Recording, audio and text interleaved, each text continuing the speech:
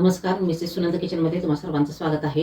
आज आपण उपवासाचं लिंबाचं क्रश लोणचं बनवतोय, जे इन्स्टंट आहे. लगेच तुम्ही खाऊ शकता बनवून. ह्याच्या आधी पण मी माझ्या चॅनलवर उपवासाचं लोणचं दिलेलं आहे. पण ते त्यासाठी मुरायला 8-10 दिवस लागतात. पण हे लोणचं तुम्ही लगेच खाऊ शकता. ते कसं बनवायचं, त्यासाठी साहित्य काय लागते पाहूया. मी ही लिंब 3-3.5 तास झालं पाण्यामध्ये भिजत ठेवलेले आहेत, जेणेकरून आपल्याला चिरताना सोपं होतं. हे सॉफ्ट होतात लिंब आणि चिरताना काही प्रॉब्लेम येत नाही. ह्याच्या एका लिंबाच्या आपल्याला 4 ते 5 पुडी करायच्यात आणि मिक्सरमधनं त्याच्याला भरड असं वाटून घ्यायचं आहे, थोडंसं क्रश करायचं आणि नंतर आपण पुढची कृती सांगते तुम्हाला. भिजू घातल्याचा फायदा काय होतो, कट करताना लिंब सॉफ्ट होतात. जर का तुम्ही मार्केटमधनं आणलं डायरेक्ट कापायला घेतलं तर मग ते कडक राहतात लिंबवरून. रस खूप वाया जातो, लिंबाचा बाहेर येतो. आपण अशी फोडी करून घेतलेली आहे. थोडंसं आलं पण टाकायचं आहे, आल्यामुळे चव चांगली लागते. आणि मिक्सरमधून आपल्याला त्याला क्रश करायचं आहे, पेस्ट नाही करायची.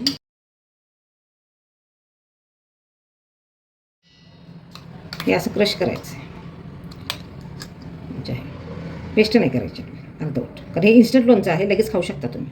आणि ह्याच्या आधी पण मी उपवासाच्या लिंबाच्या लोणच्याचा एक व्हिडिओ पाठवलेला आहे, त्याची लिंक तुम्हाला मी डिस्क्रिप्शन बॉक्समध्ये देते. तर ते त्या लोणच्यासाठी मला थांबायला लागतं, 8 दिवसांनी ते मुरतं. पण हे तुम्ही आता लगेच शिजवलं की लगेच खाऊ शकता. 1 किलो लिंबाचा क्रश आहे हा आपला क्रश करून झालेला आहे. आता मी हे छोटं भांडं पडते ना, ह्यात घेते. आता ह्याच्यामध्ये फक्त गुळामध्ये पण तुम्ही हे बनवू शकता आणि फक्त साखरेमध्ये पण बनवू शकता. पण मी निम्म निम्म घेते. 1 किलो लिंबाला मी अर्धा किलो गुळ घेतला आहे, चिरून घेतला आहे गुळ हा. 3 पाव साखर घेतली, मी दोन्ही निम्म निम्म टाकते. तुम्ही कुठलेही एक साखर किंवा गुळ वापरून पण बनवू शकता. व्यवस्थित मिक्स करायचं आहे आणि ह्याला अर्धा पाऊण तास मुरत ठेवायचं आहे आपल्याला, म्हणजे हे सगळं साखर वगैरे मेल्ट होते. नंतर थोड्या वेळ आपल्याला शिजवायचं आहे हे सगळं. मग पुन्हा एकदा मोठं पातेलं घ्यायला लागेल मला. तर तोपर्यंत हे आता लिंबू असल्यामुळे मी स्टीलच्या पातेल्यात घेतलं. हे आता 40 मिनटं साधारण मी सोडून देते. हे जे आपलं लिंबू लोणचं आपण मिक्स करून ठेवलं होतं, छान मुरलं आहे. आता गूळ साखर सगळं मेल्ट झालेलं आहे. आता आपल्याला ह्याला शिजायला ठेवायचं आहे, पाणी आटलं पाहिजे. एक तारी ह्याचा पाक होईपर्यंत आपल्याला ह्याला आटवायचं आहे.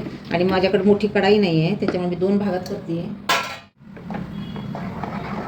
हे थोडं गरम झाल्यानंतर आपण आता मीठ मीठ आपलं सैंधव टाकते. मीठ टाकलेलंच नाही आपण, तसंच क्रश केलं होतं मिक्सरमध्ये. थोडं सैंधव टाकते मी, वास चांगला येतो सैंधव. कुठल्याही लोणच्यात सैंधव मीठ थोडंसं टाका, वास खूप छान येतो लोणच्याचा. उपवासाला चालतं मी, काय प्रॉब्लेम. हे मिश्रण आपलं बऱ्यापैकी आता थिक व्हायला लागलं आहे. तर ह्या स्टेजला आपल्याला साधी मिरची पावडर आणि बेडगी दोन्ही टाकायची. बेडगी रंगासाठी टाकायची आणि साधी मिरची तिखटपणासाठी. खट्टा मिठा लोणचं आहे हे, त्याच्यामुळे दोन्ही टाकायचं आपल्याला. प्रमाणशीर टाकायचं, फार चमचमीत नाही करायचं. ही बेडगी मिरची हे रंगासाठी टाकायचं आपल्याला. खूप लाल चुटूक असा रंग येतो. खट्टा मिठा खूप टेस्ट भारी लागते. आणि अजून आटू द्यायचं आपल्याला.